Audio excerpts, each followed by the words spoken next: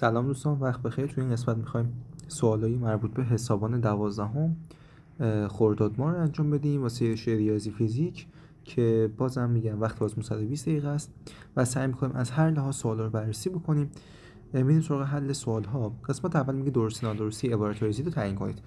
الف، اگه تابع F و G در یک نقطه اکیداً نزولی باشند، تابع F به اضافه G نیز در این نقطه اکیداً نزوله. بچه‌ها چیز خیلی ساده و این قطعاً درسته.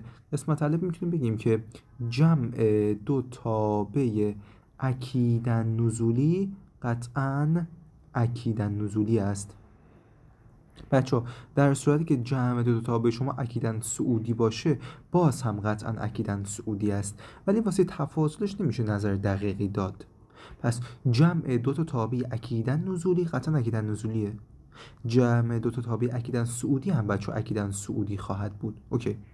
قسمت ب، اگه نقطه x مساوی با c طول یک نقطه اکسترموم نسبی تابع f باشه، بچه اکسترموم نسبی چی بود؟ به ماکسیموم نسبی یا مینیموم نسبی ما میگفتیم اکسترموم نسبی. حالا میگه اگه نقطه x مساوی با c اکسترموم نسبی باشه، مشتقش توی نقطه صفر هستش. بچه ها الزاما این جمله درست نیست، پس این جمله اشتباه است. الزاما درست نیست. اگه بخوایم درستش کنیم و اصلاحش کنیم چی میتونیم بگیم؟ میتونیم بگیم اگه نقطه C طول یک نقطه اکسترموم نسبی تابع F باشد، باید بینش بیاد و تابع در آن نقطه مشتق پذیر باشد، آنگاه مشتقش صفر. بچه ها F' شما صفر. پس قطعا باید بگه جمله شما رو که اگه مشتق پذیر باشه بچه ها مشتقش صفر. الان من میتونم کلی مثال بزنم که نقطه شما نقطه اکسترموم نسبی هستش، ولی تابع شما تو اون نقطه مورد نظر اصلا مشتق پذیر نیست که بخواد مشتقش صفر بشه. مثلا چی؟ مثلا یه همچین شکلی توی نقطه C میبینی که توی نقطه C تابع دارای ماکسیموم نسبی هست، ولی توی نقطه C به دلیل اینکه شکستگی خواهد داشت، به دلیل عدم پیوسته بودن اصلا مشتق پذیر نیست. این جمله هم کلا ببخشید این سوال هم کلا نیم نمره بیشتر نداشت، چیز آسونی بود. قسمت بعدی، جای خالی رو با یک عدد و عبارت مناسب کامل بکنید. تابع f(x) مساوی با x منهای 2 به توان 3 به اضافه 1 رو در نظر بگیرید.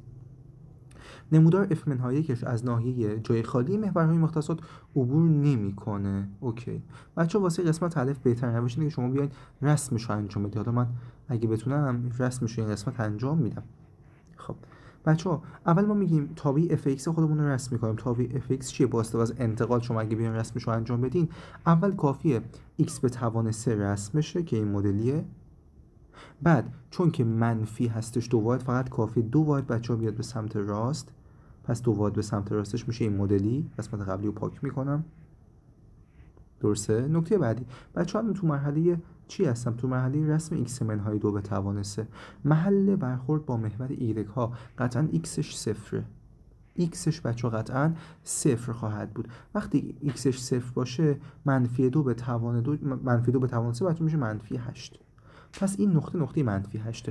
فقط کافیه شما این تابع رو یک واحد به سمت بالا انتقال بدین. اگه همین سوال میومد و از شما میخواستن که رسمش رو انجام بدین، بچه هایی که رسمش رو به این صورت انجام بدن که مثلا این نقطه محل برخوردش روی مبدأ بیفته یا بالاتر از اون بیفته، بچه ها قطعا اشتباه است. قطعا اشتباه است. درسته؟ پس این از اینجا نقطه 2 هستش، یک واحد به سمت بالا اومده، منفی 8 شما میشه منفی 7. اوکی؟ منفی 8 شما میشه منفی 7. خب واسه اینکه شما با استفاده از نمودار تابع f خودت نمودار تابع f منهایی که رسم کنی، فقط کافی بچه چیکار کنید؟ نسبت به خط y مساوی با x قرینش بکنید. یعنی این حالی شما که این مدلی بود میشه این مدلی.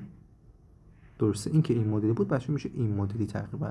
یعنی منفی 7 شما، بذارید من بهتر بکشم، حالا منفی 7 شما میشه بچه تبدیل به مثبت 7. درسته؟ بعد ادامه از این نقطه هم خواهد گذشت. پس قطعا تابع شما از ناحیه 1 که گذشته، 2 هم که گذشته، 3 هم که گذشته، قطعا از ناحیه 4 عبور نخواهد کرد. میگه از کجا عبور نمیکنه؟ میگم از ناحیه 4 رو. قسمت بعدی میگه حاصل لیمیت تانژانت x وقتی x میره به سمت p دوم مثبت برابر با چنده. بچه تو این قسمت شما میتونه خیلی ساده بیاین نمودار تانژانت خودتون رو رسم بکنید، چیز سختی هم نیست. نمودار تانژانت رو تو نقطه هایی که نیازمندم رسمش رو انجام میدم. توی همین نقطه پی دوم بچه‌ها کافیه. یادتون اگه باشه نمودار تانژانت به این صورت بود. اینجا نقطه صفر، اینجا هم نقطه پی هستش، اینجا هم بچه‌ها مجانب قائمشه که همون نقطه پی دومه. میگه لیمیت تانژانت ایکس وقتی ایکس میره بچه‌ها به سمت پی دوم مثبت، یعنی سمت راست پی دوم. سمت راست پی دوم شما اگه نسبت به این خط نزدیک بشی، تابع شما به سمت منفی بی‌نهایت نزدیک خواهد شد. پس برابر با چیه؟ منفی بی‌نهایت. قسمت بعدی، قسمت پ، میگه اگه مشتق تابعی افتخار نقطه 4 باشه 2 و خود f4 باشه منفی 1، خط مماس بر نمودار تابعی f در x مساوی با 4 محور y رو در چه نقطه‌ای به عرض چه نقطه‌ای قطع میکنه، یا در نقطه‌ای به عرض جای خالی قطع میکنه. یعنی فقط کافی بچه شما بیاین نمودار تابعی خودتون یا ببخشید معادله تابعی خودتون رو بنویسین، خود ضابطی اصلیش رو بنویسین، ضابط خطش رو، و محل برخوردش با محور y ها رو پیدا بکنید. اوکی، محل برخورد با محور y ها قطعا x شما صفره. اوکی، خب بچه‌ها شیب خط رو بهم داده، یعنی مشتقش تو نقطه 4 هستش 2 و یک نقطه به عنوان نقطه کمکی هم به شما داده. خیلی ساده با استفاده از فرمول y منهای y صفر مساوی با m در x منهای x صفر میتونی معادله خودت رو بنویسی. الان این نقطه‌ای که به شما داده x صفر شما این عدد منفی 1 هم که میشه y صفر شما، شیب نقطه شما توی نقطه 4 برابر هستش با 2، پس این m شما است. پس y منهای y صفر یعنی منهای منفی 1 که میشه مثبت 1 میشه m که از 2 تا x منهای 4. همین الان معادله شما کامل شده. حالا اگه میخواین زیباترش بکنی میتونی جابجا بکنی یا ضربش رو انجام بدی، y یک طرف باشه همه x ها برن یک سمت دیگه و معادله به فرم کلیش نوشته بشه. ولی خب اینجا الزامی تو کار نیستش، چون که سوال شما روند حلی که از شما نمیخواد، که فقط جواب نهایی رو از شما میخواد. محل برخوردش با محور y ها رو در چه نقطه‌ای قطع میکنه؟ بچه‌ها محل برخورد با محور ارزها یا y ها بچه چه ویژگی خواهد داشت؟ xش صفره. فقط کافیه شما به جای x خودتون بندازین صفر. y به اضافه یک میشه 2 تا به جای x بندازی صفر میشه منفی 4. 2 تا منفی 4 تا میشه منفی 8 و یک هم بده اونور y شما میشه منفی 9. پس محل برخوردش بچه عدد منفی 9 خواهد بود. این از این 75 صدام هم این سوال داشت. قسمت بعدی نمودار تابعی f در زیر رسم شده. میگه نمودار تابع y مساوی با منفی f2x منهای 1 رو رسم کنید، سپس دامنه و برد تابع خودتون حساب کنید. بچه‌ها دامنه و برد رو میشه با بدون رسم هم حتی گفت، ولی خب چون اینجا میگه رسمش رو انجام بدید، ما اصلا اول رسمش رو انجام میدیم و بعدش میریم سراغ به دست آوردن دامنه و برد. بچه‌ها مراحل رسمش رو اول با هم دیگه میگیم. ابتدا تابع f رسم که خودش رسم کرده، سپس بچه ها روی محور y ها به نظر شما اول باید 2x رسم، یعنی اول باید ضریب 2 اعمال بشه، اول باید منهای 1 بشه. روی محور x ها کاملا برعکس اتفاق میفته، یعنی شما چیزی که میبینی میگه خب f(x) رسم شده، اول من بیام در یک دوم ضرب کنم سپس منهای 1 رو اعمال بکنم. ولی اول شما باید یک واحد به سمت راست برین، یک واحد به سمت راست، سپس x ها در یک دوم ضرب چون ضریبش 2 هست بچه، و در نهایت y ها در منفی ضرب. بچه وقتی من میگم y ها در منفی ضرب بشه یعنی چی؟ منظورم اینه که باید بیاد قرینه بشه، قرینه شود نسبت به محور x ها، فقط کافی نسبت به محور x ها در انتها قرینه بشه. خب الان این چیزی که نوشتی به عنوان یک نقطه یه چیز کمکیه واسه شما که شما اول میای تابع f خود رو رسم می‌کنید که همینجا هستش، بعدش فقط کافیه شما یک واحد به سمت راست بیاین. اگه بچه شما میخواین یک واحد به سمت راست بیاین، نمودارشون به چه فرمی میشه؟ این مدلی میشه دیگه. حالا من یه مقدار زیاد جا شاید نداشته باشم، خوبه. خب به این صورت میشه. این نقطه شما که در اول اینجا نقطه 5 بود بچه ها، الان تبدیل میشه به نقطه 6. اینجا که اول 3 بود الان میشه 4. اونجا که اول 1 بود یک واحد اومد به سمت راست دیگه، میشه 2. درسته؟ میاد به سمت راست بچه و میشه نقطه 2. خب این از این. قسمت بعدی فقط کافیه شما بیان بعد از اینکه اینو انجام دادین فقط کافیه بیان x ها رو بچه ها در عدد 1/2 ضرب کنید. فقط کافیه x ها در عدد 1/2 یعنی باید نصف بشه. یعنی عملا شما میتونید اینو یه بار دیگه رسمش رو انجام بدید به همین فرم. بذارید رو بهتر بکشم. به همین فرم انجام بدیم بچه ها. یعنی اینجا میشه نقطه 3، اینجا میشه نقطه 2 و اینجا میشه نقطه 1. درسته؟ و سپس ایگرگ ها رو تو عدد منفی ضرب کنید نسبت به خط این، نسبت به خط محور ایکس ها قرینش بکنید. خب چیز خیلی ساده تری میشه و میشه این مدلی به این صورت، به این صورت. درسته؟ اینجا هم نقطه 3 هست، نقطه 2 هست، نقطه 1 هست. پس این حالت اول fx منهای 1 بود، اینجا f2x منهای 1 بود، در نهایت منفی f2x منهای 1 و من اومدم رسمش رو انجام دادم. خب تو این قسمت میگه بیاین دامنه و بردش هم بگین. بچه‌ها قطعاً برد شما چی میشه؟ میشه از عدد 0 بسته تا مثبت بی‌نهایت و دامنه شما چی میشه؟ میشه از عدد منفی بی‌نهایت تا عدد 3 بسته. و همین سادگی این سوال بچه‌ها 1.25 داشت. سوال آسونی بود و سوال قشنگی هم بود. قسمت بعدی سوال 4. سوال چند بود قبلی؟ 3 بود. درسته. سوال 4.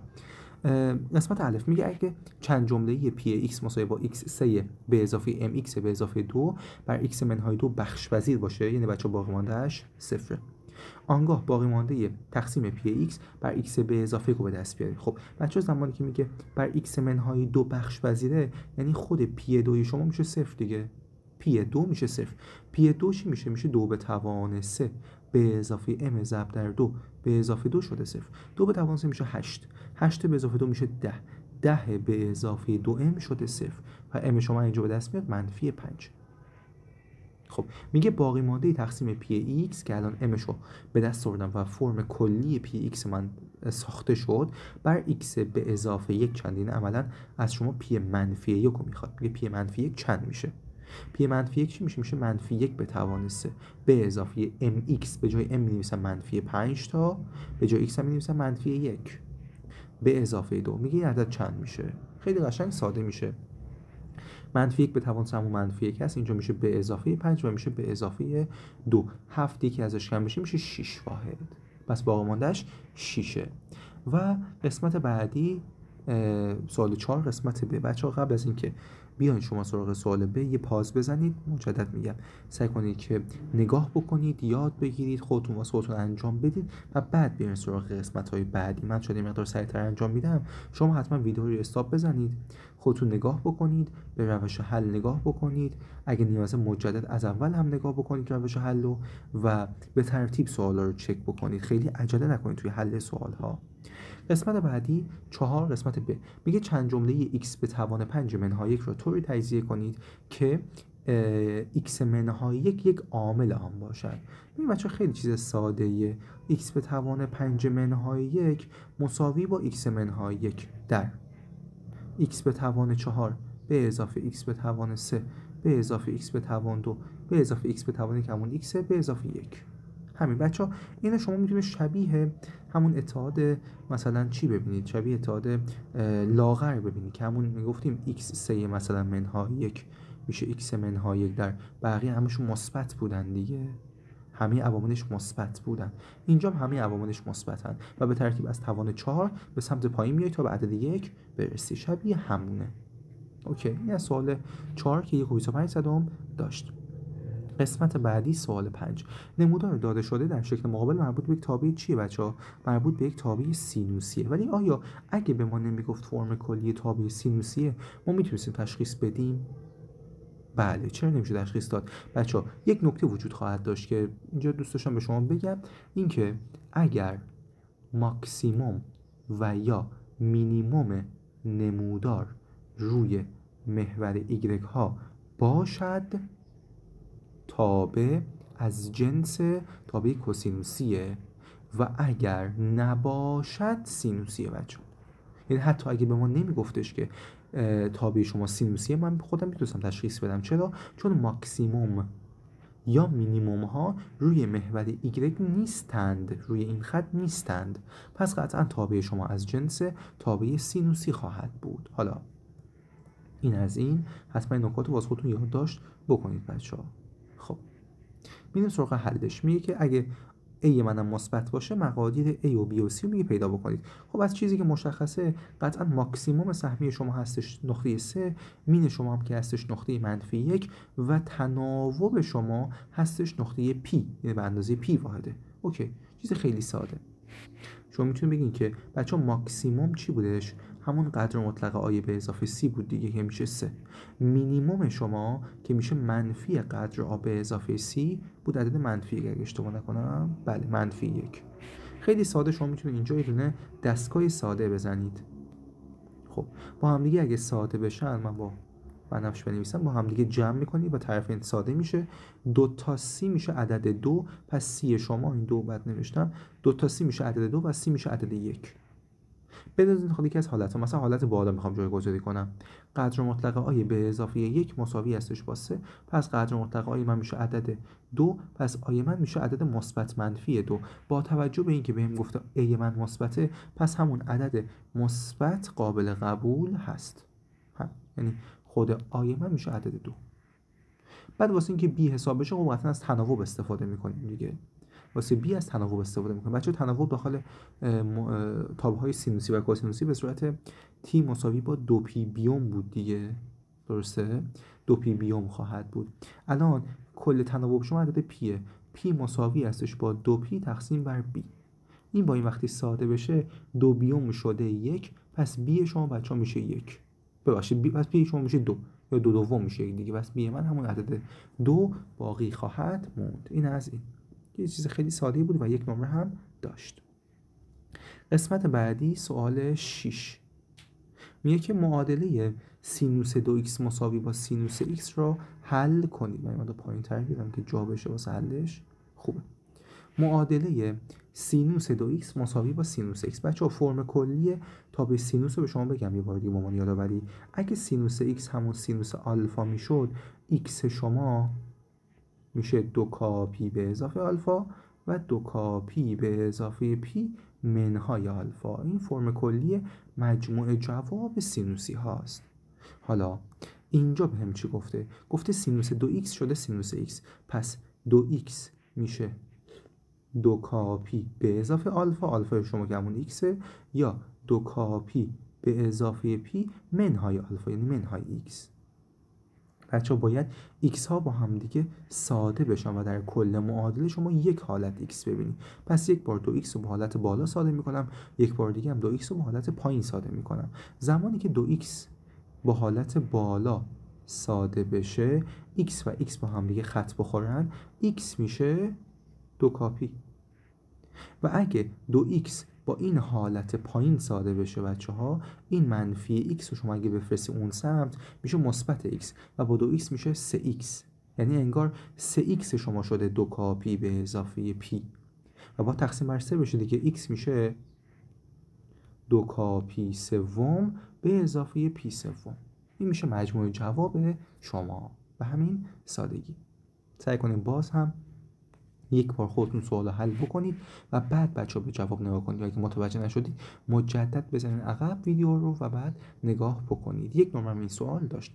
قسمت بعدی سوال 7 که تقریبا انگار به این نوعی اثبات نشان دهید در شکل زیر رابطه‌ای بین زاویه آلفا و x به صورت زیر است. بچه‌ها ببخشید، رابطه‌ای بین زاویه بتا و x به شکل زیر است. اوکی، شما یه دونه مثلث قائم الزاویه می‌بینی، یه دونه مثلث قائم الزاویه کوچیک‌تر هستش که زل مربوط بهش آلفا، یکی دیگه مثلث قائم الزاویه گنده هستش که کل زاویهش به اندازه تتا واحده. اینجا تا اینجا 5، اینجا هم 1 و اینجا هم که x. خب بچه‌ها کاملا مشخصه که شما وقتی اگه بخواید تانژانت بتا رو حساب کنین، بتا خودش تتای منهای آلفاست. پس عملا چون تانژانت بتا میخوام، عملا انگار میتونم بگم تانژانت بتا رو آقا اگه بخوای به دست بیاری میشه تانژانت تتای منهای آلفا.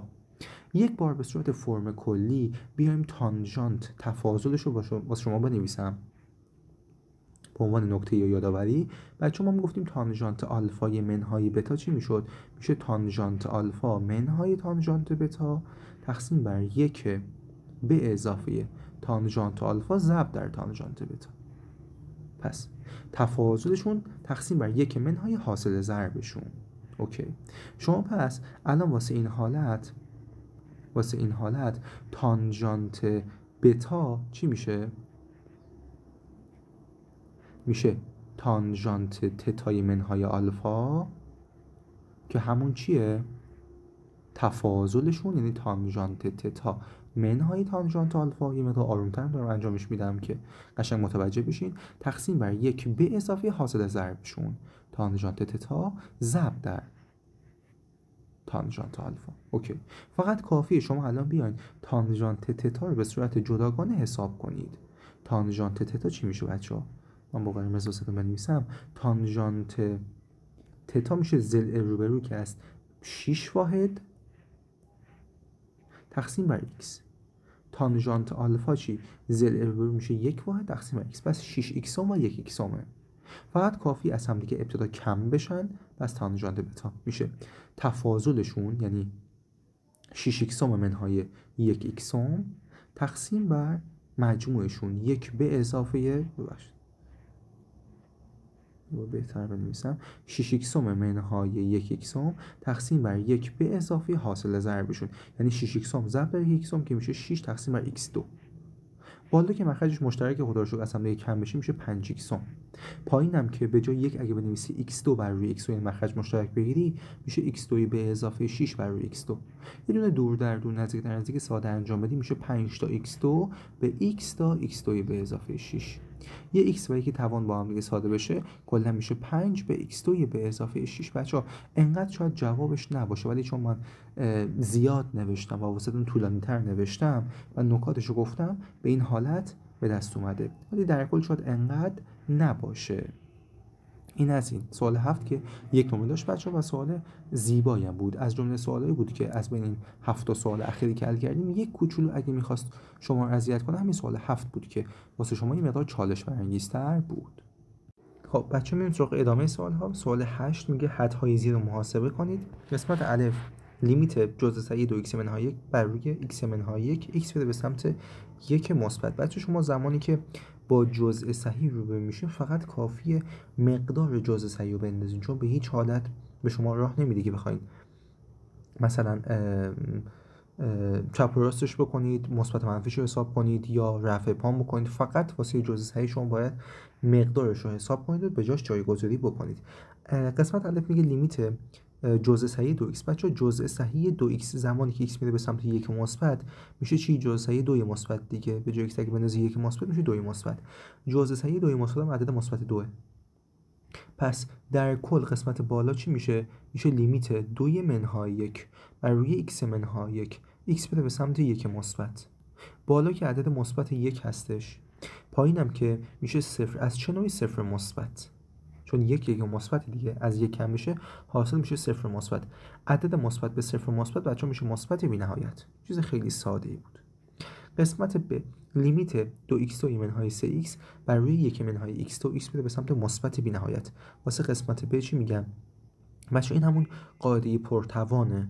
قاعده پرتوان یعنی بیشترین توان در صورت و بیشترین توان در مخرج رو شما باید کافیه حساب کنید.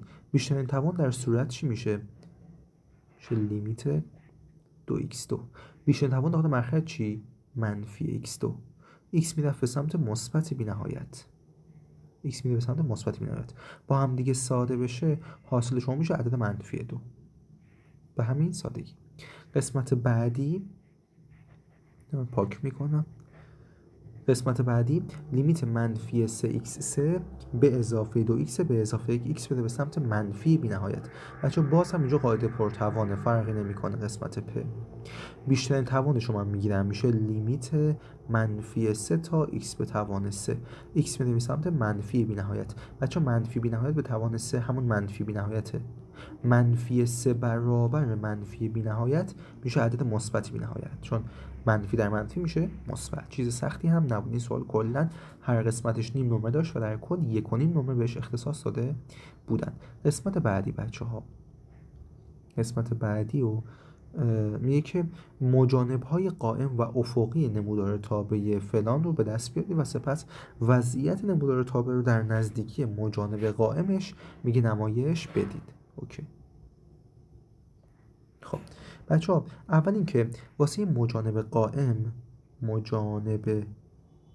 همون ریشه مخرج دیگه، یعنی فقط شما باید بیاین ریشه مخرج خودتون حساب کنید، یعنی x به توان 3 به اضافه 2x رو مساوی 0 قرار بده. از یکی از x ها فاکتور بگیریم میشه x2 به اضافه 2 مساوی با 0. درسته؟ پس یکی از ریشه های شما میشه x مساوی با 0، اون یکی هم که x2 به اضافه 2 میشه 0 که بچه ریشه ندارد اصلا. پس همون x مساوی با 0 تنها مجانب قائم شماست. واسه مجانب افقی چی بچه ها؟ مجانب افقی فقط کافی x شما بده به سمت مثبت منفی بی نهایت که همون قاعده پرتوان شماست، بچه ها وقتی x میره به سمت مثبت، بذار من جا بدم بهش، جا بدم. خب بچه اجازه بدید من یه پاز بزنم. خب بچه من بالا سرش جا فاصله انداختم که بتونم بهتر بنویسم واسهتون. بعد گفته بودیم که مجانب قائم چی میشه؟ همون ریشه مخرجه که همون نقطه x مساوی با 0. مجانب افقی چی؟ زمانی هستش که شما x تون میره به سمت مثبت منفی بی‌نهایت، یعنی فقط کافی بنویسید لیمیت f(x) تون که هستش همون 2x منهای 1 بر روی x3 به اضافه 2x. x وقتی میره به سمت مثبت منفی بی‌نهایت همون قاعده پرتوان، یعنی بیشترین توان داخل بالا 2x، بیشترین توان داخل پایین همون x به توان 3 هستش. وقتی با هم دیگه ساده بشن میشه 2 بر روی x2. وقتی هم که x میره به سمت مثبت منفی بی‌نهایت میشه عدد تقسیم بر بی‌نهایت و میشه 0. پس تنها مجانب افقی شما بچه‌ها همون خط y مساوی با 0 خواهد بود. حالا میگه که وضعیت نمودار تابع رو تو نزدیکی مجانب قائمش میگه نمایش بدید. تو نزدیکی مجانب قائمش یعنی تو نزدیکی خط x مساوی با 0. خب من مجدد مجبورم که بیام قسمت رو پاک بکنم یه مقدار. خب بچه تو نزدیکی مجانب قائمش، مجانب قائم یعنی همون خط x مساوی با 0. خب یعنی همین خط بچه ها، یعنی این خط. فقط کافی من ببینم لیمیت fx یعنی لیمیت 2x منهای 1 بر روی x3 به اضافه 2x که بچه ها به جای x3 به اضافه 2x من بنویسم x در x2 به اضافه 1، x2 به اضافه 2 همون تجزیه شده پایین. x اگه بده به سمت 0 مثبت چه اتفاقی میفته؟ بالا میشه منفی 1، پایین چی میشه؟ ببینید قشنگ دقت بکنید. پایین x شما که 0 مثبت تحویل میده، داخل پرانتز هم به شما عدد 2 تحویل میده. 2 تا 0 مثبت میشه همون 0 مثبت تقسیم بر منفی 1 و حاصل میشه منفی بی نهایت. و زمانی که همین 2x منهای 1 بر روی x در x2 به اضافه 2 x شما بده به سمت 0 منفی چه اتفاق میفته؟ بالا همون منفی 1، پایین میشه 0 منفی در مثبت 2. 2 تا 0 منفی میشه همون 0 منفی به منفی 1 و میشه عدد مثبت بی نهایت. پس فقط کافیه شما پایین رو تجزیه بکنید تا بتونی بهتر علامت 0 خودتو حساب کنی که آقا 0 من مثبت میشه یا منفی میشه. من از 0 شدن پایین یعنی مخرج مطلع هستم ولی نمیدونم چه نوع صفریه، 0 مثبت یا 0 منفیه. اوکی. حالا زمانی که x بس میرفت به سمت 0 مثبت حاصل میشه منفی بی نهایت، این مدلیه. و زمانی هم که x میره به سمت 0 منفی از این قسمت بهش نزدیک میشم حاصل میشه مثبت بی نهایت، میشه این مدلی. به همین سادگی این سوال هم حل شد و 1.25 هم داشت. قسمت بعدی میگه مشتق پذیری تابع fx رو در نقطه صفر به کمک تعریف مشتق بررسی کنید. بچه‌ها در صورتی توی نقطه صفر مشتق پذیر خواهد بود. بچه‌ها شرط مشتق پذیر بودن چیه؟ 1 اینکه پیوسته باشد و 2 اینکه مشتق چپ و راستش مساوی باشه، یعنی f پریم 0 مثبت و f پریم 0 منفی با هم مساوی باشن. اول من باید بیام پیوسته بودنش رو چک بکنم که احتمالاً همچین سوال‌هایی داخل امتحان‌هایی پیوسته هستن. اوکی. پیوستگی یعنی بچه‌ش یعنی حد چپ و راستش و مقدارش با هم دیگه مساوی باشه، یعنی لیمیت fx وقتی x میره به سمت 0 مثبت و همچنین لیمیت f(x) وقتی x میره به سمت صفر منفی و همچنین خود f صفر با همدیگه مساوی باشن. ببینیم هستن یا نیستن. اوکی. وقتی x میره به سمت صفر مثبت از بازی پایین استفاده میکنم، از بازی پایین، چون زیر دامنش بهم اینو میگه. x وقتی بره به سمت صفر حاصل میشه صفر. صفر منفی از بازی بالا استفاده میکنم که میشه قدر مطلق صفر که بازم میشه صفر. خود f صفر منم صفر. پس خدا رو شکر اینجا پیوسته هست. میگم همچین سوالایی که یک نمره به شما اختصاص میدن قطعا پیوسته هستن. بیشتر هدف طراحی سوال اینه که دانش آموز بیاد با استفاده از تعریف مشتق چپ و راستش رو حساب کنه و تعیین علامت کنه و الی آخر. اوکی. پس واسه قسمت بعدی بچه‌ها تعریف مشتق رو یه بار دیگه با هم دیگه می‌نویسیم که میگفتیم f پریم نقطه a میشه fx منهای fa تقسیم بر x منهای a، x بره به سمت a. اولا لیمیتش هم میتونه پشت درش بندازی که هنوز کامل تر بشه نوشته شما، یعنی f پریم نقطه a میشه لیمیت یا حد این fx منهای fa تقسیم بر x منهای a، x بره به سمت a. حالا من میخوام توی نقطه صفر مثبت و صفر منفی اینو چک بکنم. اول توی صفر مثبت اگه بخوام چک کنم میگم f پریم صفر مثبت چی میشه؟ میشه لیمیت fx زمانی که x میره به سمت صفر مثبت از بازی پایین باید استفاده بشه بچه، یعنی x2 باید استفاده بشه. پس میشه x2 منهای f0 که همون صفر بود بر روی x منهای صفر که همون صفره، x میره به سمت صفر مثبت. پس کلا چی شده؟ شده لیمیت x2 بر روی x بره به سمت صفر مثبت. با هم دیگه اول ساده میکنم، بالا میشه x بر روی 1. x وقتی میره به سمت صفر مثبت حاصل شما میشه صفر، همون صفر یکمه که میشه صفر. و حالت بعدی زمانی که x میره به سمت صفر منفی چه اتفاق میفته؟ f پریم صفر منفی میشه لیمیت قدر مطلق x منهای صفر بر روی x میره به سمت صفر منفی. بچه وقتی x میره به سمت صفر منفی از داخل بالا، یعنی از زیر قدر مطلق شما قرینش میاد بیرون، چون حاصل داخل منفیه. درسته؟ چون حاصل داخل بچه منفی شده، پس قطعا قرینش میاد بیرون. قرینش چی میشه؟ میشه منفی x تقسیم بر x پایین. x میره به سمت صفر منفی، اول با هم دیگه ساده بشن حاصل میشه منفی 1. پس یکی از طرفین شما چی به شده؟ صفر. اون یکی هم شده منفی 1. پس در کل مشتق پذیر نیست. پس در کل f پریم صفر مثبت مساوی با f پریم صفر منفی نشد. به همین سادگی 1.5 نمره بچه این سوال داشت. سوال قشنگی بود. خب میریم سراغ قسمت بعدی. اوکی. سوال 11. پس من جابجاش بکنم اینو دیگه، پاز نمیزنم. اوکی. خب سوال 11 بچه میگه که اگه f پریم 1 باشه 3، g پریم 1 باشه 5، f 1 هم باشه 1، مقدار مشتق f به اضافه g و f در نقطه 1 را بیابید. بچه بازم مشتق ترکیب تابع است که من سعی میکنم از اولی بار نکتهش رو بگم. نکته f او g پریم بچه چی میشه؟ میشه g پریم x ضرب در f پریم gx، یعنی مشتق اینی که نزدیکه ضرب در f پریم خود gx. یعنی اینجا بس چی میشه بچه؟ تو این حالت f به اضافه g و f چی میشه؟ بذار کلی بس بنویسم دیگه، شلوغش نکنیم و زیاده روی نکنیم. میشه f پریم 1 ضرب در، یه مقدار آروم‌تر می‌نویسم، f پریم 1 ضرب در دومی، یعنی f به اضافه g پریم f 1.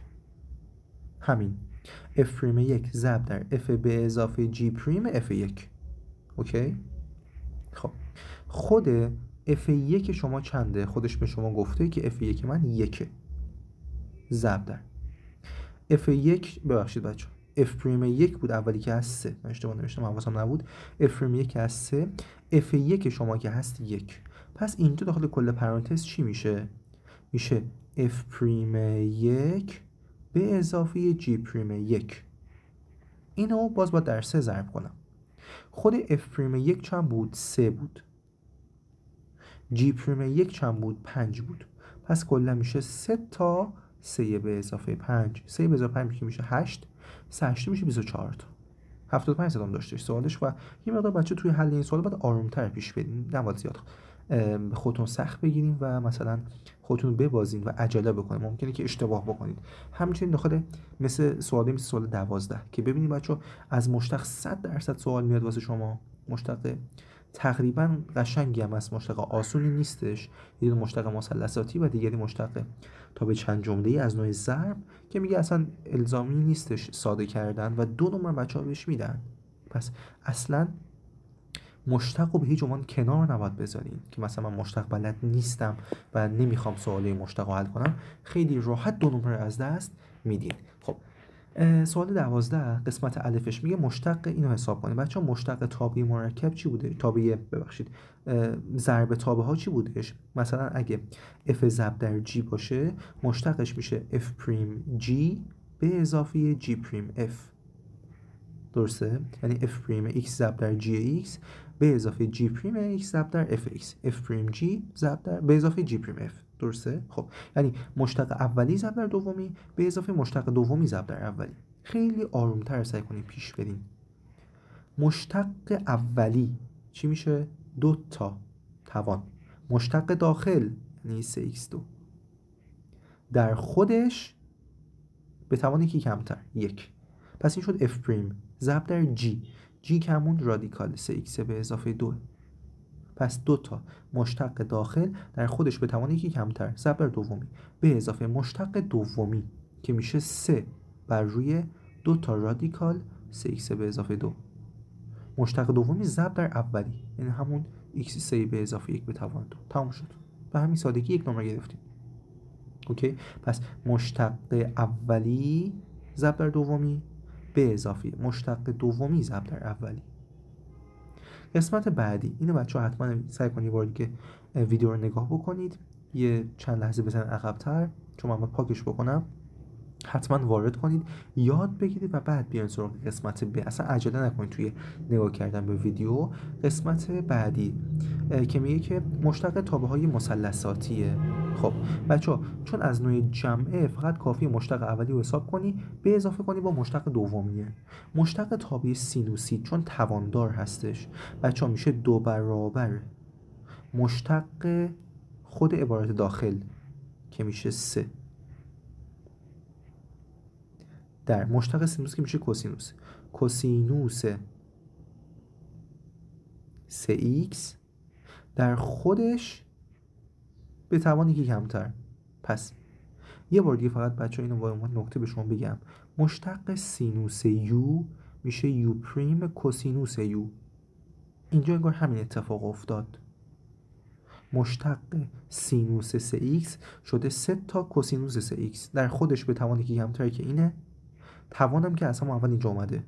پس عجله نکنید بچه توی نوشتنش لطفا. توی نوشتن اصلا عجله اصلا نکنید. خب به اضافه با مشتق تابع مثلثاتی تانژانت.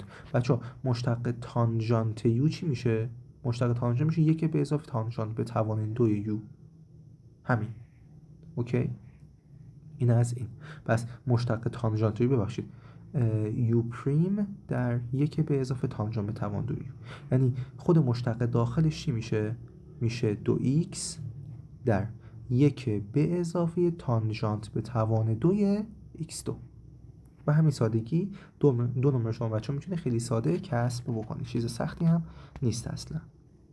خب قسمت بعدی سوال 13. جسمی رو از سطح زمین به صورت عمودی پرتاب میکنیم. فرض کنید که ارتفاع این جسم بر حسب متر از سطح زمین بر حسب تابع hx مساوی هستش با فلان داده شده. سرعت متوسطش رو تو بازی این بیا حساب کنید و لحظه‌ای رو معلوم کنید که سرعت جسم شما هستش 20 متر بر ثانیه. بچه‌ها سرعت متوسطش رو میخواد همون h4 منهای h3 بر روی 4 منهای 3 هستش. انگار همون بچه‌ای که فیزیکشون قوی تر باشه خیلی ساده تر میتونن این سوال رو انجام بدن. مربوط سوال سرعت متوسط این چیزا انگار به نوعی شیبه دیگه. h4 منهای h3 به 4 منهای 3 همین. خب h4 بچه‌ها چند میشه؟ بعد فقط کافی حسابش بکنید دیگه. 4 تا میشه 16 تا. پس میشه منفی 5 تا 16 تا به اضافه 4 تا 4 تا منهای. اگه بهش بدم 3 تا میشه 9 تا، 9 5 تا میشه 45 تا میشه منفی 45 به اضافه 4 تا میشه 12 تا میشه 120 تا. تقسیم بر 4/3 که همون 1 هستش. فقط کافی با هم دیگه ساده بشن بچه‌ها. 5 تا 16 تا میشه 50 تا، 5 6 تا میشه 30 تا میشه 80 تا، منفی 80. اینجا هم 3 4 تا 16 به اضافه 160. بعد اینکه 120 تا 40 تا کم بکنیم میشه 80 تا، 80 تا 5 تا دیگه هم کم کنیم میشه 75 تا، مثبت 75 در منفی که میشه منفی 75 تقسیم بر 1. این با این ساده بشه یکی مثبت 80 باقی میمونه، یکی از 5 تا ازش کم میکنم 5 تا باقی میشه 5 یکم و میشه 5. این محاسبات خیلی ساده است، این مقدار ممکنه وقت شما رو بگیره ولی خب اوکیه. این قسمت هدفش بود. این محاسبات گفتم ساده است، یه جایگذاری ساده است. لحظه رو معلوم کنید که سرعت جسم تو اون لحظه بچه‌ها باشه 20، یعنی سرعت لحظه‌ای شما وی لحظه‌ای. شما قبلا داخل فیزیک هم خونده بودید داخل فصل 1 که سرعت لحظه‌ای از نمودار xt فقط کافی ازش مشتق بگیرم، یعنی h پریم x رو حساب کنید میشه منفی 10t به اضافه 40. توی چه لحظه‌ای سرعت لحظه‌ای شما برابر با 20 خواهد بود؟ اینو پس مساوی 20 قرار بده. اوکی، مساوی 20 قرار بدیم چه اتفاقی میفته؟ فقط کافی حساب کتابش رو انجام بدید، بیاد اینور میشه منفی 10 و تی شما میشه 2 ثانیه. به همین سادگی 1.5 نمره بهش اختصاص داده بودن که خیلی ساده شما میتونید بچه‌ها کسبش بکنید. سوال 14 مقدار ماکسیموم مطلق تابعی fx مساوی با x3 منهای 12x تو بازی منفی 1 تا 3. بچه‌ها چه نقطه هایی میتونن کاندید بشن واسه ماکسیموم نسبی؟ نقطه اول بازی شما، انتهای بازی، آخر بازی شما و نقطه هایی که اکسترموم نسبی هستن، یعنی ماکسیموم نسبی و مینیموم نسبی هستن. چون تابع شما تابع چند جمله‌ای هستش، پس قطعا فقط کافیه شما بیاید f پریم x رو حساب کنی و مساوی 0 قرار بدی. اون نقطه هایی که ریشه مشتق تابع f شما هستن میتوانند کاندید بشن واسه ماکسیموم مطلق شدن. خب f پریم x رو خودم حساب میکنم. f پریم x چی میشه؟ میشه 3x2 منهای 12 مساوی 0 قرار بده، بفرستی اون سمت x2 شما میشه 12 سوم و میشه 4. پس x میشه مثبت منفی عدد 2، یعنی یکی از ریشه های شما شده عدد مثبت 2، یکی از ریشه های شما شده عدد منفی 2. پس بذار اینجوری بنویسم که بهتر بشه. یکی از ریشه های شما بچه‌ها شده عدد x مساوی با مثبت 2 و یکی دیگه شده x مساوی با منفی 2. با توجه به بازه‌ای که به شما داده و گفته از منفی 1 تا مثبت 3، پس عدد منفی 2 قابل قبول نیست. فقط اینی که من با چک کنم، فقط کافی f2 رو حساب کنی که چند میشه، f منفی 1 رو حساب کنی که چند میشه و همچنین f3 خودتون حساب کنید بچه. دیگه شما با تابع مشتق یعنی این سر کار ندارین، این فقط اومده که شما مثبت 2 و منفی 2 خودتون حساب کنی. ادامش جایگذاری ها باید از تابع خود f استفاده بشه. خود f3 چند میشه؟ میشه 3 به توان 3 میشه 27 تا منهای 3 تا 12 میشه 36 تا. 27 منهای 36 بچه چند میشه؟ میشه منفی 9. f منفی 1 چند میشه؟ میشه منفی 1 به اضافه 12 و میشه عدد مثبت 11. f2 چند میشه؟ 2 به توان 3 میشه 8. 2 12 میشه منهای 24 تا. درسته؟ از 24 تا 4 تا کم کنم 20 تا، یکی دیگه کم کنم میشه منهای 16 تا. کوچکترین عدد شما که اینجا به دست اومده چه عددیه؟ کوچکترین عدد شما عدد منفی 16، پس این میشه مینیموم مطلق و بیشترین عدد شما عدد مثبت 11 که میشه ماکسیموم مطلق. پس نقطه x مساوی با 2 به عنوان مینیموم مطلقه که مقدارش شده عدد منفی 16 و نقطه x مساوی با منفی 1 به عنوان ماکسیموم مطلقه که مقدارش شده عدد 11.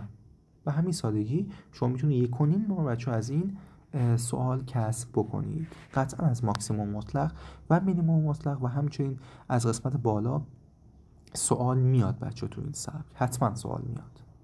خب بچه سوال 15 میگه مقادیر A و B و C را در تابع fx مساوی با فلان به طور تعیین کنید که نقطه این اکسترموم نسبی باشه و داخل نقطه یک نقطه عطفش باشه. بچه الان با از چیزایی که اطلاعاتی که بهم داده من میتونم ویژگی هایی که میتونم بنویسم و شرط هایی که موجود هستش رو واسه خودم بنویسم و با استفاده از شرط های موجود بیام A و B و C رو حساب کنم.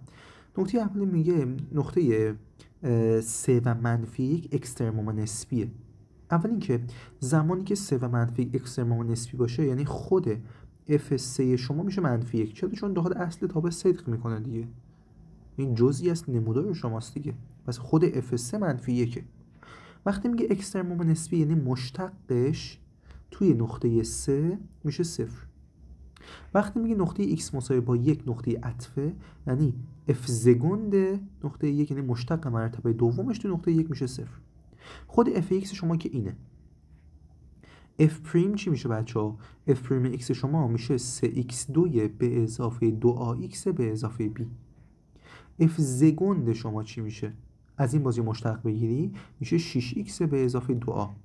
این رو بهتر بنویسم، میشه 6x به اضافه 2a.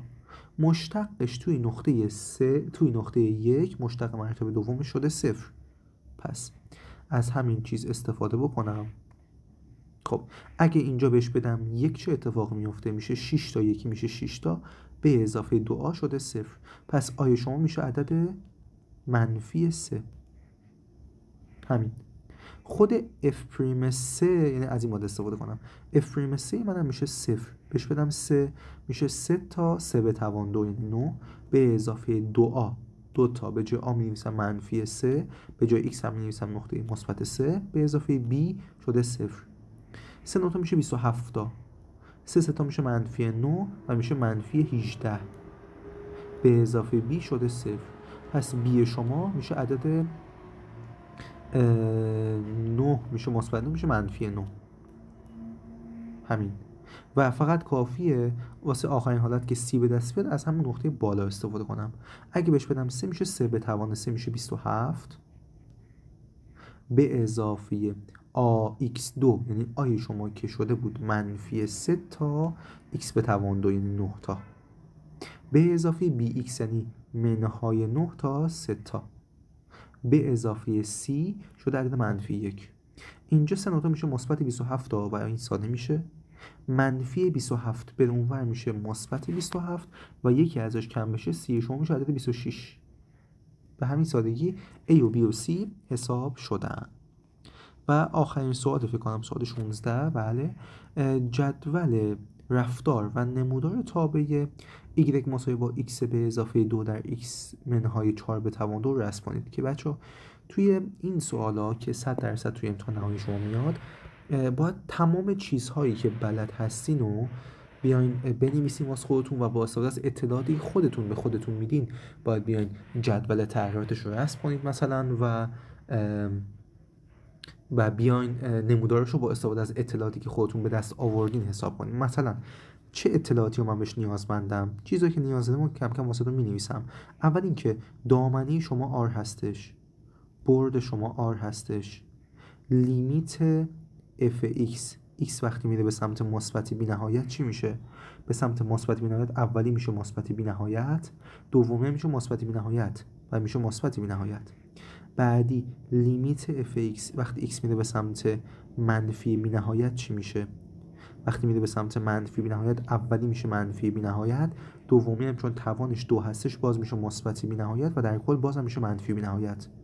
پس اینا شدن مجانب‌هاش انگار تقریبا. وقتی x به سمت بی‌نهایت میره مثبت بی‌نهایت حاصل مثبت بی‌نهایته و وقتی به سمت منفی بی‌نهایت میاد حاصل منفی بی‌نهایته. مجانب قائم هم که نداره چون اصلا مخرجی موجود نیست که بخواد تعریف نشده باشه. نکته بعدی بیام مشتقه‌هاش رو حساب کنم. مشتقش رو حساب کنم بچه‌ها. مشتقش چی میشه؟ مشتق مرتبه اولش میشه مشتق اولی که میشه 1 ضرب در دومی x منهای 4 به توان 2 به اضافه مشتق دومی که میشه 2 تا x منهای 4 در اولی x به اضافه 2. اینو بچه‌ها مساوی 0 اگه قرار بدین شما و بازش هم بکنی میشه x2 به اضافه 16 منهای 8x. اینجا هم که میشه جمله مشترک دیگه میشه x2 در 2 میشه 2x2. جمع غیر مشترک ها میشه منهای 2x در میشه منهای 4x ضرب غیر مشترک ها که میشه منهای 8 و در 2 میشه منهای 16. منهای 16 و مثبت 16 با هم دیگه خط میخورن خیلی ساده. در کل میشه 3x2 منهای 12 تا x. این اگه مساوی 0 قرار بدی اکسترموم های نسبی شما کم کم به دست میاد. اینجا 3 بود و بعد نمیشتم این مقدار 3x توی منهای 12x شده 0. شما اگه بیاین از x های خودتون فاکتور بگیرین، یعنی از 3x هم تا فاکتور بگیرین، یکی از x های شما میشه 0 و اون یکی میشه 3x میشه 4. بله این پس شد اکسترموم های نسبی شما. و شما اگه بیاین مشتق مرتبه دومش یعنی f زگند رو حساب کنید چه اتفاق میفته؟ از همین چیزی که داشتین یه مشتق دیگه بگیرید، میشه 6x منهای 12 شده 0. پس نقطه عطف شما نقطه x مساوی با 2 هست. همین تمام اطلاعاتی که فکر میکردم نیازه رو الان حساب کردم، فقط کافی برم سراغ کشیدن جدول تغییراتش. خب یکی f زگون میخوای، یکی دیگه f پریم میخوای و آخرم f میخوای. کلا به نقطه هایی که نیازمندین یکی نقطه 2 هستش و 0 و 4. کلا ریشه های شما همین هست دیگه. نقطه 0 اول میاد، بعد 2 میاد و بعد 4 میاد. خود f زگند شما معادله شما این بودش، فقط کافی تعیین علامت بکنید توی نقطه 2. این سمت مخالف، منفی، مثبت، مثبت. توی f پریم هم که تابع درجه 2 شده که ریشه های شما شده 0 و 4. بین مخالف یعنی منفی منفی، دو سمت موافق. اوکی، بریم سراغ کشیدن نمادهاش واسه خود f که من باید رنگ آبی واسه بکشم. f زگند من به سمت پایینه، پس دهانه سهمی به سمت پایینه، دهانه سهمی به سمت پایینه، دهانه سهمی به سمت بالاست، دهانه سهمی به سمت بالاست. پس این میشه نقطه عطف شما. این پس نقطه عطف شماست. اصلا ما اول میدونستیم دیگه. و توی نقطه 0 شیب خط به سمت بالاست، اینجا شیب خط به سمت پایینه، پس اینجا میشه تقریبا ماکسیموم دیگه، درسته؟ پس این میشه ماکسیموم نسبی. اینجا هم شیب خط همچنان به سمت پایینه و بعدش میشه به سمت بالا، پس اینجا بچه میشه مینیمومه. پس اینجا میشه مینیموم نسبی. خب حالا خود f صفر هم حساب کنیم که وقتی من میخوام نقطه یابی بکنم f صفر من چند میشه؟ سریعتر حسابش کنیم، میشه 2 4 تا میشه 16 تا 2 16 میشه 32 تا. خود f2 من چند میشه؟ f2 بهش بدم میشه 4 بعد 2 منهای 4 میشه 2 به توان 2 میشه 4 تا میشه 16 تا. f4 چند میشه؟ f4 اولی و صفر دومی و صفر میکنه، پس در کل میشه صفر. خدا رو شکر که نمرش صفر شد و محاسبات بهتر. اوکی، یه دونه نمودار گنده تر میکشیم. خب حالا توی نقطه صفر حاصل من شده 32. اینجا نقطه 32. پس توی نقطه صفر چون ماکسیموم نسبی بود دیگه، پس مثلا این مدلی میشه قیافش، درسته؟ مثلا این مدلی میشه ماکس نسبیه دیگه. خب بعد توی نقطه 2 هم که نقطه عطف شماست، مثلا اینجا نقطه 2 باشه. نقطه 4 هم که حاصل شده صفر، مینیموم نسبی مثلا این مدلیه. وقتی هم که به سمت بی‌نهایت مثبت میرفت حاصل میشد مثبت بی‌نهایت. وقتی هم به سمت منفی بی‌نهایت میره میشه منفی بی‌نهایت. توی نقطه 2 سعی کن که دوتا نمودار خودت رو به هم دیگه برسون، یعنی اینجا بشه نقطه عطف شما انگار. یعنی یکم پاکش بکنم، اینجا مثلا بشه یک انگار سهمی طور، یک کمان، اینجا میشه یک کمان دیگه شروع بشه. این مدلی بس میشه فرم کلی تابع شما به همین سادگی. سوال آخر یه مقدار سوالش سنگین‌تر بود و منم واقعا قبول دارم سوالشو، ولی خب 1.75 بهش نمره میدن. نمره مفتی نیستش، یعنی کسایی که این سوال حل میکنن نمره مورد نیاز خودشون هم میگیرن. بچه‌ها سطح سوال خوب بود به نظر من، فقط یکی دو تا سوال بود که یک کوچولو میخواست اذیت کنه و از 20 شدن آدمو دور بکنه، ولی در کل باز هم سوالای خیلی خوبی بود. سوال بچه‌ها استاندارده، نه خیلی خیلی سخته و نه خیلی خیلی آسون که خیلی راحت بشه 20 شد، ولی خب با یه خوندن درست و اصولی به راحتی میشه نمره کامل رو کسب کرد. موفق و سربلند باشید.